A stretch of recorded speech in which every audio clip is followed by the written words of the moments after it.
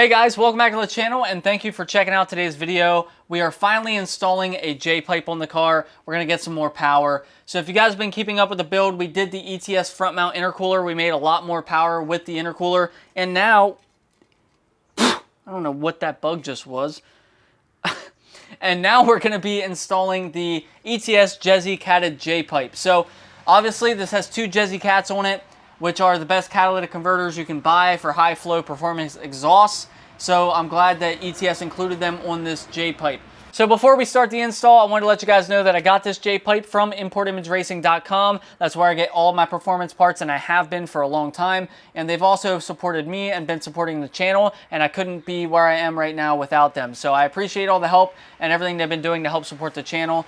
Go check them out. You guys won't be disappointed. You guys can check out their new power packages, which will include basically anything you need to make your car go fast with the new Clark Turner tunes. It's all a package deal, as I've mentioned with the other performance parts we've installed. So we'll see what kind of gains we get with this. I will leave a link in the description for the Jpipe at Import Image, and then I'll also leave a link for the tunes, and then I'll also leave a link for the power packages that come with other things as well, and you can kind of pick and choose.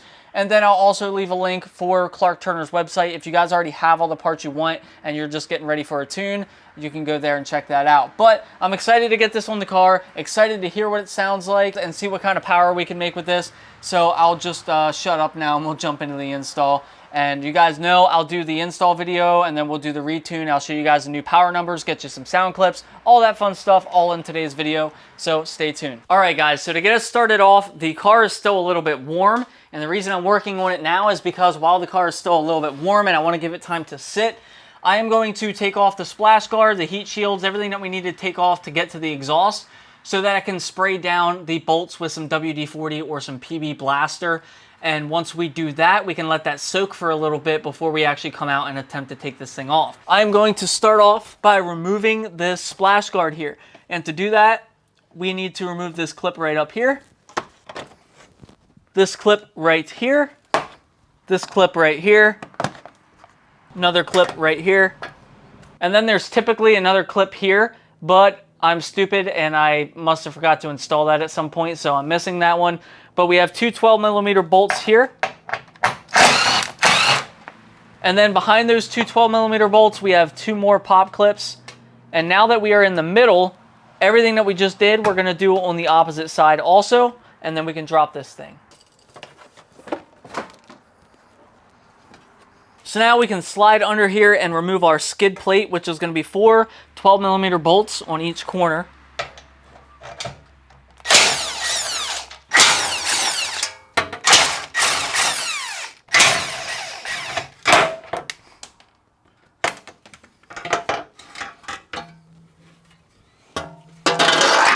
Alright, so now you guys should be able to see our Jpipe. What I'm going to do is just spray a little bit of PB Blaster or WD-40. So these three studs that come out with the nuts on them to secure the Jpipe to the turbo, we're going to be spraying those. Now I'm going to let this sit for probably 30 minutes or so before I come out. This car has just under 10,000 miles on it, so in theory it really shouldn't be bad. But I'll be completely honest with you guys, I broke the turbo studs on my 2020 WRX when I installed my Jpipe on that car, and that car had 800 miles on it when I put the Jpipe on. So we're just taking every precaution we can. Hopefully we get out of this without any damage and we can put the new one on and call it a day. Alright, so before you guys watch me uninstall this, I just want to point out everything that you're going to need to do. We have, the way I'm going to do this, the way I'm going to approach this, instead of trying to get the bolt off the top of this, I'm going to remove these two 14mm bolts. So 1, 2, and then I'm going to come around to the back side here, and this one is going to be harder to see, but straight up right there is another 14mm that's holding that bracket on.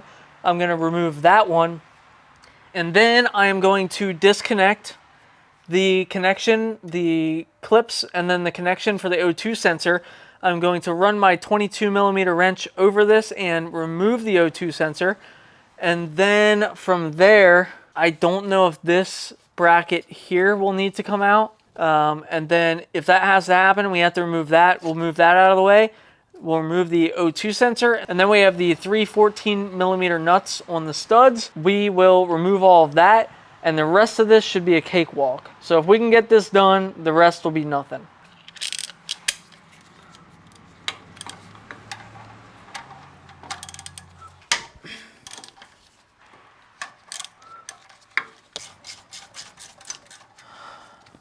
Here goes nothing. I'm gonna run the swivel up through here like this.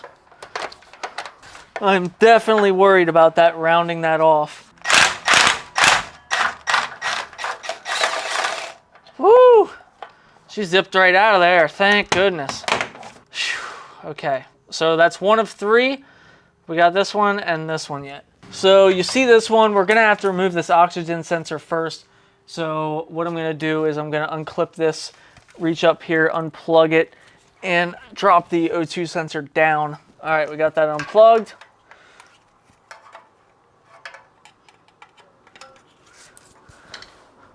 I hope this thing's not on there super tight. Okay, that's on there very loose. Thank goodness. If this is very tight, you might have to get an oxygen sensor specific socket or something like that. So we'll remove that. I think we are gonna have to remove this bracket right here, which is just those, it looks like 10mm bolts. So I know you can't really see it, but I'm gonna get up there, hopefully with this.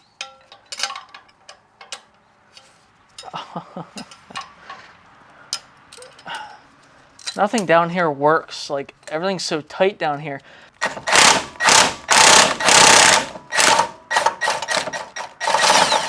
Shoo! I didn't know if we were gonna get that one either. Oh, that was scary. And last but not least,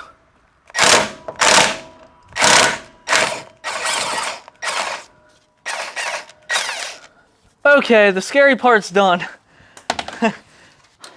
Okay, so now we have this 10mm ground. We're gonna pop that off.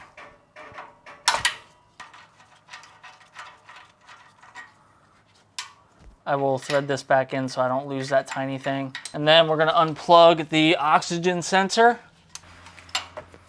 Okay.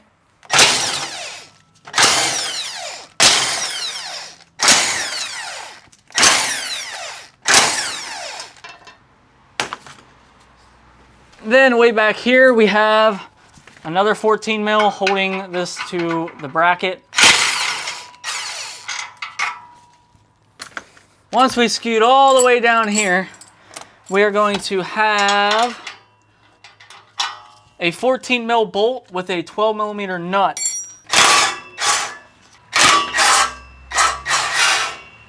All right, this whole thing is separated and can be removed from the car. So now I'm gonna slide back. Oh shit! Always be careful of swivel heads and power tools because dumb shit like that can happen. So to make life just a smidge easier,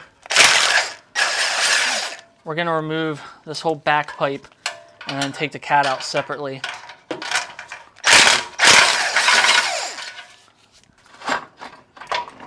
Well guys, in my 10 years of unprofessionally working on cars, if I've ever learned anything, it's that sometimes you need to just step back, walk away for a little bit, and come back to the problem a little bit later. What I found out was the stupidest thing. I assumed that I should take out these two bolts, which I probably would have had to do anyway. I definitely would have had to do anyways. But this bolt here was another 14mm, and all I had to do was send down one long extension and take it out from the top. And after doing that, I found that I can now get to that bolt that I was freaking out about earlier. So, I can't do it with one hand right now, but I can get to that 10mm that's back there. I can remove this plate here, and then take this plate off, and then we can take the cat out. We're still caught on something, though. I don't know what the heck we could possibly be caught on, because we're, like, genuinely stuck on something. And I don't know what it is, but I can't see it.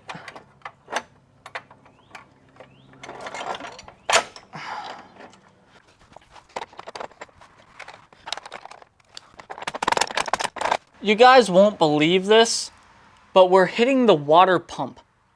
The bracket for the exhaust is literally catching on the water pump. How in the world is somebody supposed to get this out when that bracket is hitting that water pump?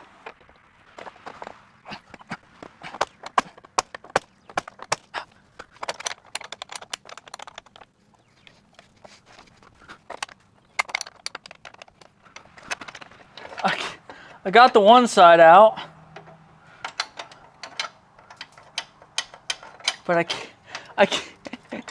This is so stupid. Wait a minute. I think I just got past the water pump. Come on. This is going to be a nightmare to put back in if I actually do. Wow. Now we're hitting something over here.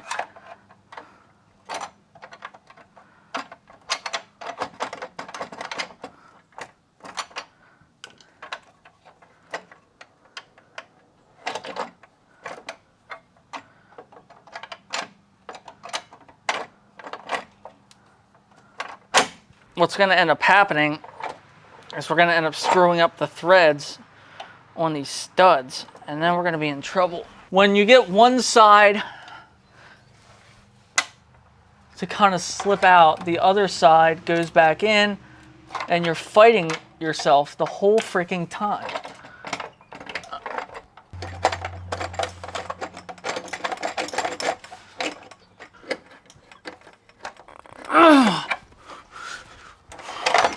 I don't even think I'm gonna be able to put this back in, dude. I don't think it is. Like, this thing is not going back in with my Jpipe. I don't care. So I walked away for a little bit. I went inside, got something to eat, chilled out for a little bit. But anyways, we need to remove this O2 sensor now, so we will just grab onto that. Hopefully this one comes out as easy as the other one did. So the fun part's gonna be making sure that this doesn't move. Okay, all right, now we can take our new Jpipe and install it. Now what I might do is reinstall those shields before I install this.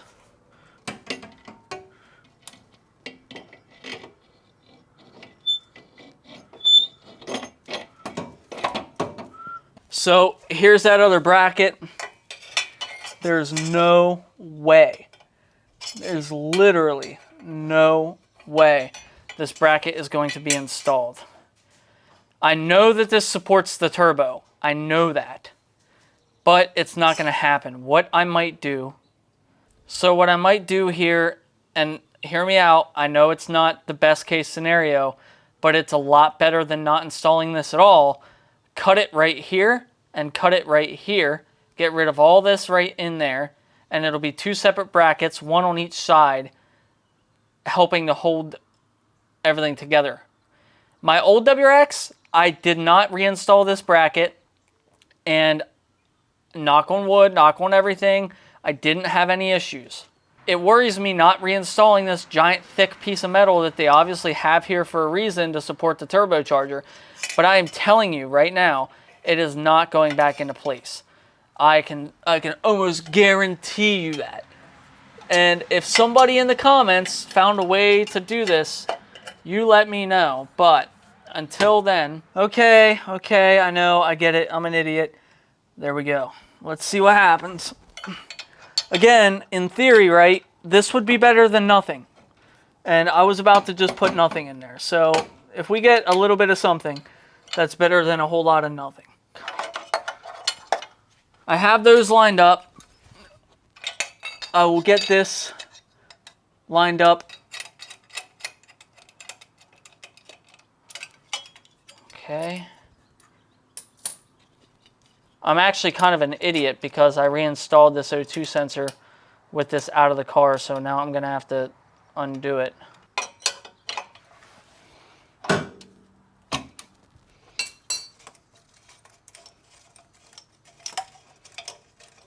My mistake. Completely forgot that. I'm going to line this up and I'm going to actually install the bolt for this bracket. I'm installing the bolt for this bracket up here that we already saw earlier. If you guys remember, we are reinstalling that one.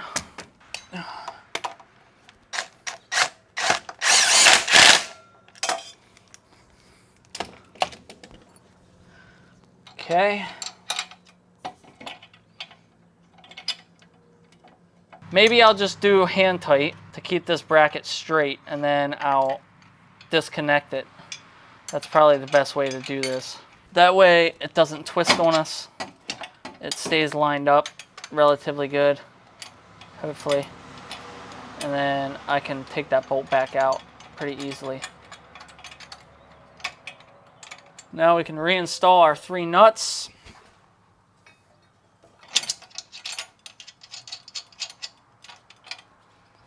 Now for the one in the back, how did I do this? I did the 14 socket with the swivel, and I put that on there. Get that on there nice and flat and straight. And then I connected the extension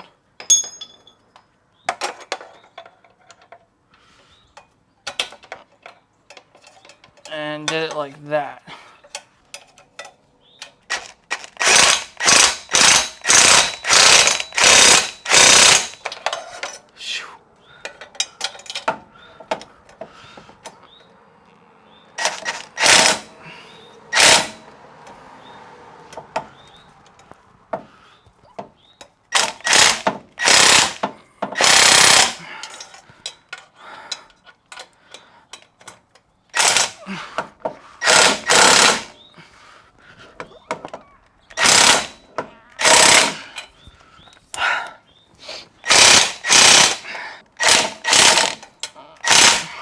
And that bracket is right where we want it to be. It's still loose. I can just unthread it and take it right out. That worked out so good. So now we can put in that first bracket. So now we can reach up and install this water pump bracket.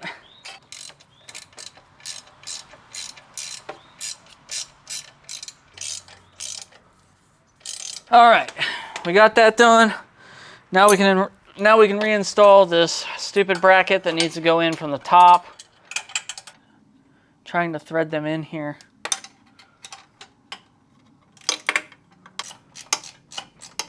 Now come down from the top, tighten down that last bolt on that bracket. Now we're going to rethread in our oxygen sensor. All right, oxygen sensor is plugged back in. Now our secondary O2 sensor, I'm just putting this secondary one on right back here, and then we'll plug that back in. Then we can take our ground strap and our 10mm bolt and re-ground the exhaust. Get that snug. All right, guys, so we can go back and attach this now to the factory Catback exhaust or your aftermarket Catback. I lost focus there, but we're just going to take our V-band edge and connect it to the J-pipe, and then we'll take our flanged end and connect it to the Catback. Now I know on the V8 chassis there was a thing where you kind of, if you were going to use your factory exhaust, you needed an adapter. I don't know if we'll need an adapter, if this thing's going to leak a lot or what. I guess we'll see, but I'm going to hang this up on the hanger. It reuses the factory hanger, and then it gets this V-band clamp, which we will clamp this down here in a second. We will line this up. We'll get our clamp going here.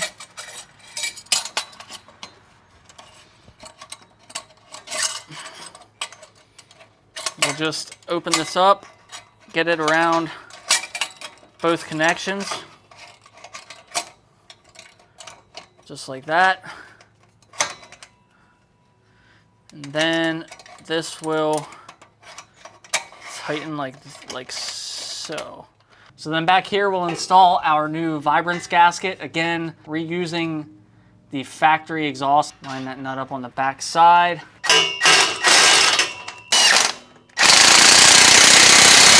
Well guys, I'm just gonna be honest with you. It is taking me a little bit longer than anticipated to get this done, so I'm losing daylight. But we're done now. The J-pipe is installed, so all we have to do is reinstall the shields and all that fun stuff. So I'm just gonna go ahead and reinstall everything. I showed you guys already how to remove it, so it's just gonna be the reverse process. and you'll be all set. So the factory stuff is out, the new Jpipe is in. We can get her all back together, set her on the ground, and get ready and start tuning this thing.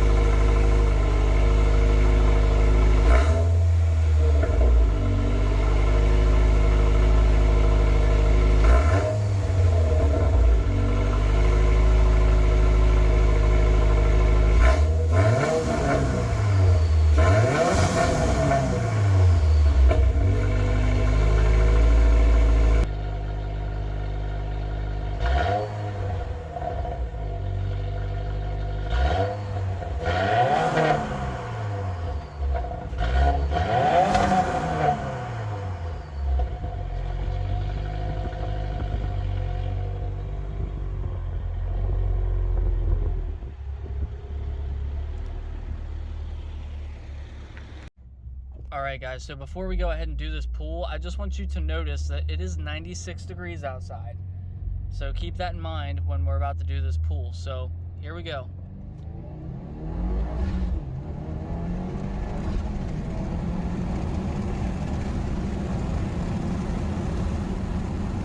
That is ridiculous. That is at 96 degrees outside. Come on. I will tell you right now, this car pulls way harder at nighttime. When it gets cooler and the temperature goes down, obviously any car is going to make more power and run a lot smoother at nighttime. So this hot of temperature, and you saw how quick that thing got up and went. At nighttime, it's a whole different animal. So when it cools down, it's just completely different. It's so much quicker, and that was quick. At 96, 98 degrees, it is freaking hot today. So just keep that in mind, guys. This thing really freaking gets up and goes. It's kind of crazy. Well guys, it's been a few days since the install of the Jpipe, and I want to give you an update, let you know what kind of power we're making, and kind of go over some concerns you may have.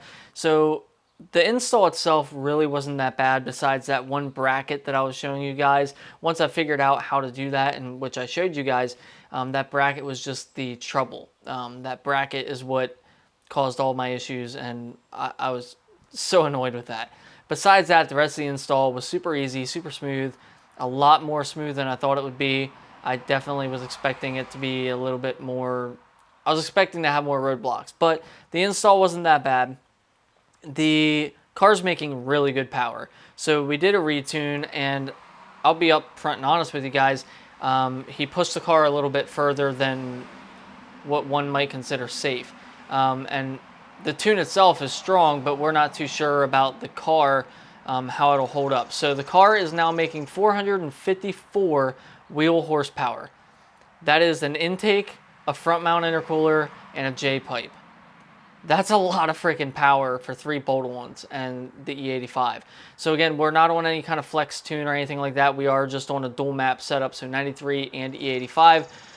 If you guys want to check out the E85 videos and stuff that I did a while back, or see how to tune with Clark, those videos will be on my channel. Of course, I'll link his website, and I'll link AERO where you can get the Jpipe and the power packages. But that's really good power. It's really solid. However, around the 450 mark, the stock clutch is probably very angry with me. The stock transmission may or may not be pretty angry with me. And I don't know. I've heard of the head studs stretching at around 450.